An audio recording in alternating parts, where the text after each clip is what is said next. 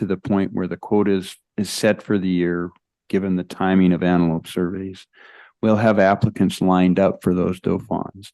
So going to zero is a bit of a structure change in that there's no place to send those applicants if we go to zero.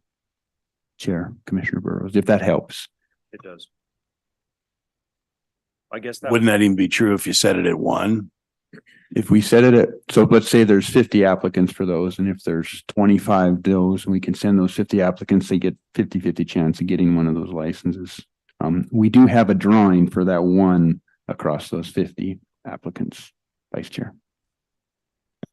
Versus, again, no drawing for them to participate in for those folks that have applied for that doe fawn. But to be clear, we're talking about the second cut here for doe and fawn after the first round. So these are in essence, surplus stags we're talking about now. Okay, I'm Chair, Vice Chair, I've been missing the point. If we are talking about the second applicant, then I understand that. Then it falls back to what I would characterize as Mr. Wakeling's point of it being a structure change where the license goes away by the department's decision rather than the commission's decision at that point later on this summer. Sorry for the confusion. Thank you for the clarification. It might help if Sarah, you could put but if you put Commissioner Lane's one up, because that's the one he's going to probably amend. That was where my ask for clarification. my motion was simply just going to be to reduce the lower end of the quota range in the northern portion to 1 to 3,000, and in the southern portion 1 to 5,000 for the doe fawn. I think it just gives the department more flexibility in managing. Because right now it looks to me like they would have to issue a minimum of 50 of these doe fawn tags.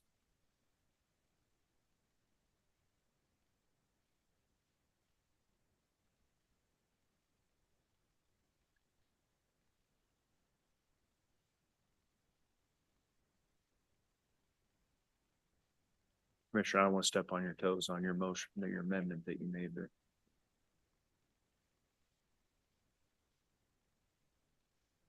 Commissioners, could we check that what I've got up there is what you intend? No. Oh, sorry. The bottom line. The bottom line. Yes. Yes, that is correct. So if this does pass, then can we strike the upper one so that we don't get confused more?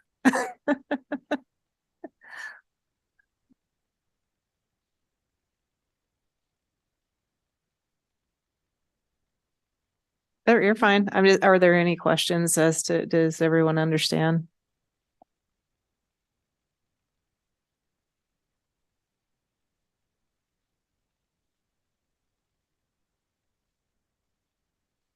Madam Chair. Mhm. It would You gotta basic- get closer.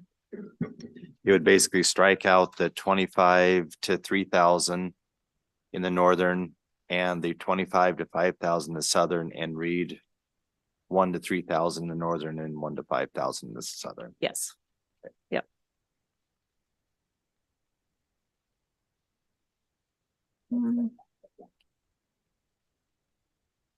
Okay, any other questions on this amendment, the Commissioner Burrows amendment? Okay, I am going to go to, Make it. oh, he did, I thought you did already. He was asking about the language of it. Oh, so he has to okay. make it has to be second. Okay.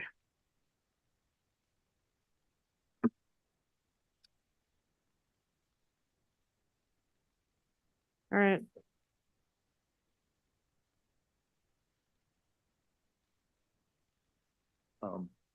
Commissioner So Burrows? I guess then would the same apply at the end of that, Commissioner Lane's amendment, where it looks like there's the same opportunity for this doe fawn 799-30.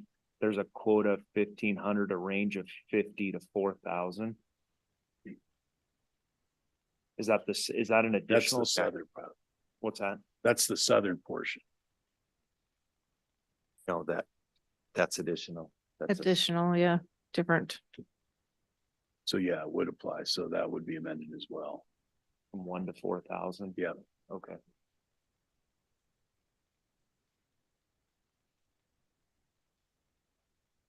So is, in your motion, you are proposing setting that quota for the 799.30, this Doe fawn tag at 1,500? And that is what based on the Recommendation. department's recommendation. Right.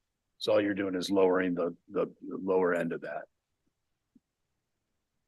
Yeah.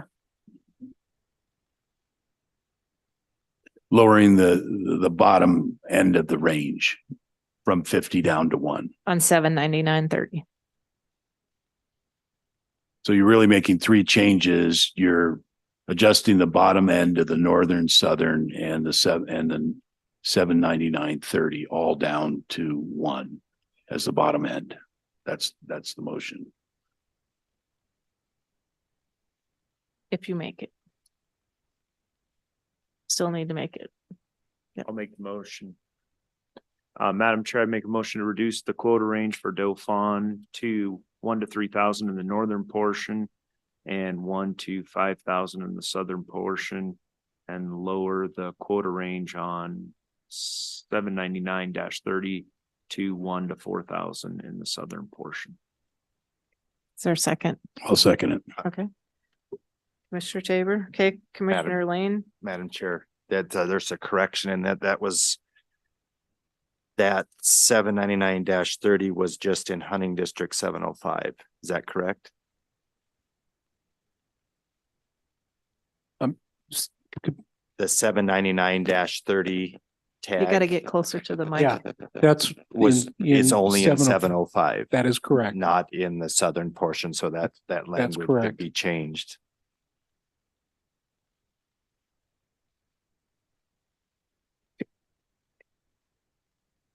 Perfect. Friendly amendment. Just sorry, not to go any further with it, but in the regs currently, the 799-30 says it's valid in hunting districts 704 and 05. So are you wanting to reduce the 799-30 to just 705? Madam Chair, Commissioner Burrows, that is correct that currently it's 704 and 705. The department's response specifically recommended that it be restricted only to 705, not 704. Commissioner Lane, Madam Chair, not to extend this any further, but that is mainly that because that's where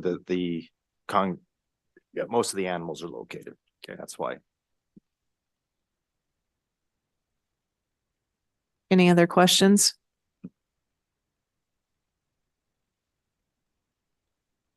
Okay, all those in favor of Commissioner Burrow's amendment signify by saying aye. Aye. All opposed, same sign. Motion carried. Okay, so what we are going out to the public for comment on is the original motion with Commissioner Lane's amendment, Commissioner Siebel's amendment, and Commissioner Burrow's amendment. Anyone present who would like to comment?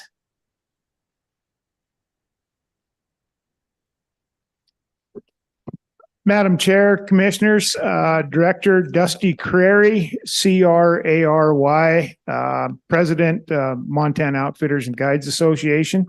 And with this set of amendments and those to follow, if you just allow me a little bit of latitude, I want to preface Moga's comments today at how we arrived at our criteria that we used to select our positions.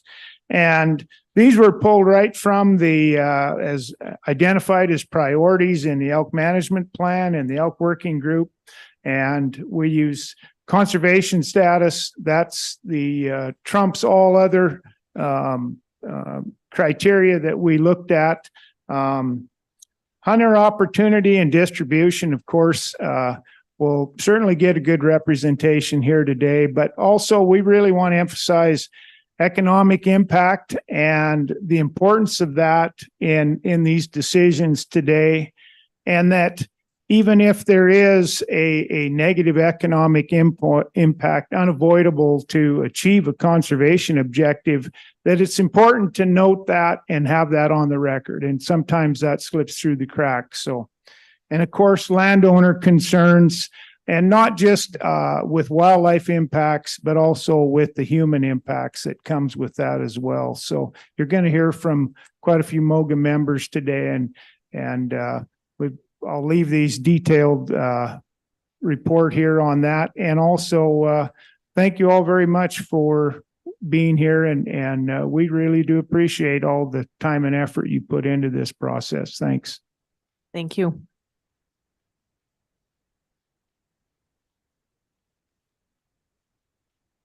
Madam Chair, members of the commission, director. My name is Rod Paschke, Paschke from Jordan, Montana. I strongly support Commissioner Lane's proposal. This is a vast area, basically consists of two separate ecosystems, two separate climates, two separate antelope herds. And this would allow your regional staff to better manage the resource. So thank you for the support. Thank you.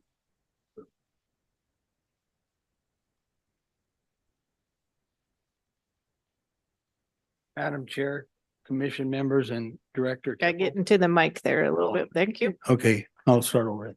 Madam Chair, Commission members and Director Temple, my name is Paul Ellis. That's ELLIS. I'm from Bozeman. I want to thank Commissioner Lane and Commissioner Siebel for bringing those amendments. The amendment to split the hunting district was garnished a lot of public and landowner support. So thanks for bringing that one.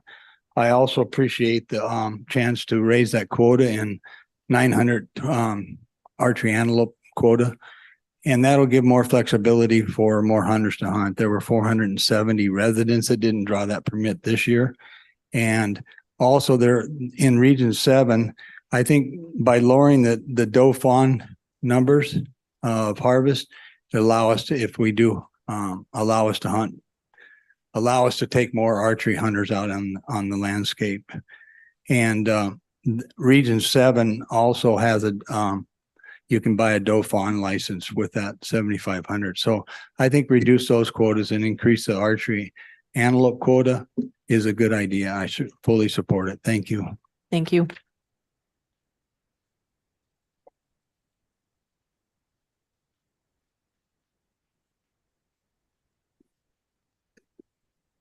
Madam Chair, members of the commission, I'm Jeff Lucas with Montana Wildlife Federation. MWF supports the amendment to split Region 7 into two distinct antelope districts. Anyone who's hunted antelope around the better antelope populations of 7 knows how the number of hunters on the ground has affected both the quality of experience and the success rate for hunters, as both have declined over the last few years. We also support lowering the quota ranges for antelope in stated hunting districts in Region 4. And we support the Lane, Siebel, and Burroughs amendments as well. Thank you. Thank you.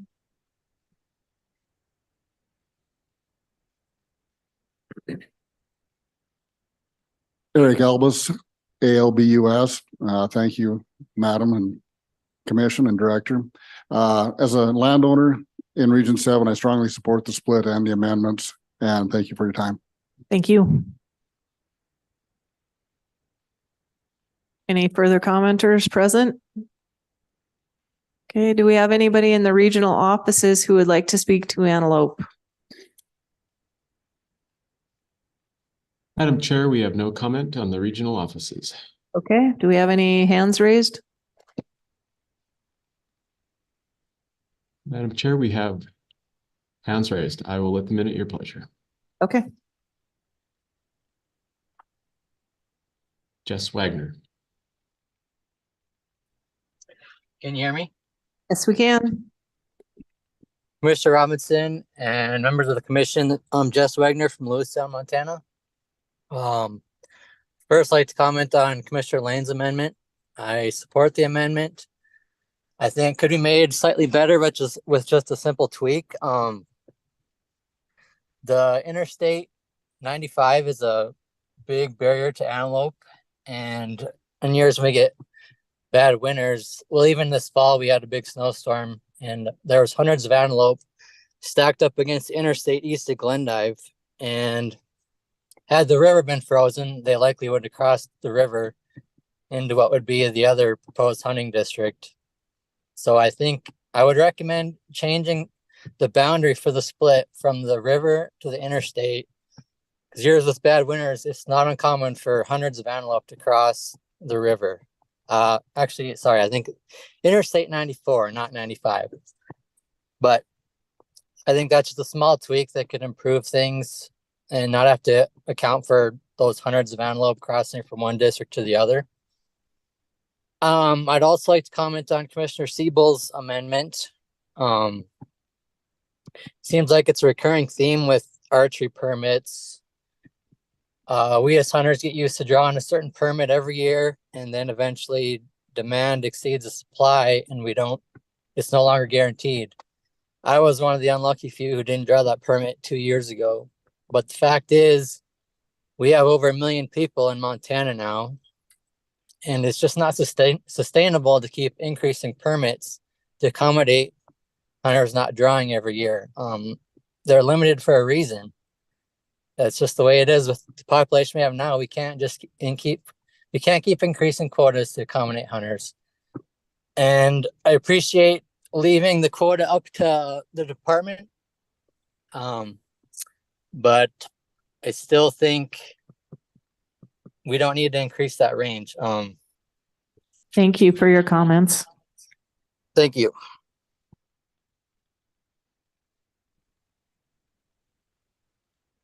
Madam Chair, Michael Kelly.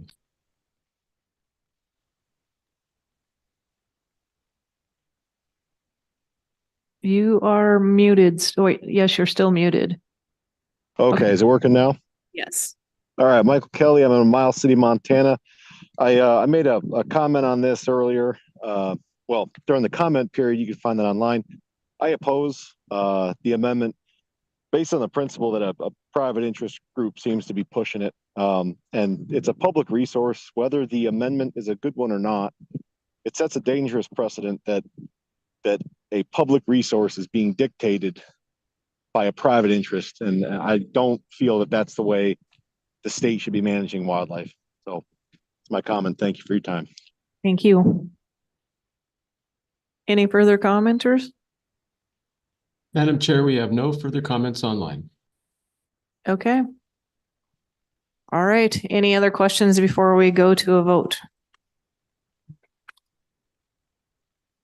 Okay. What we're voting on is the original amendment with original motion with Commissioner Lane's amendment, Commissioner Siebel's amendment, and Commissioner Burrow's amendment. All those in favor signify by saying aye. Aye. All opposed, same sign. Motion carries.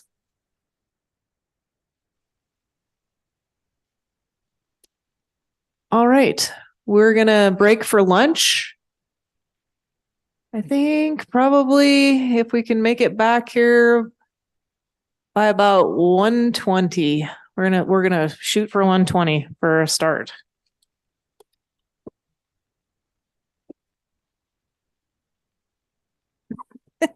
We'll start with deer and elk.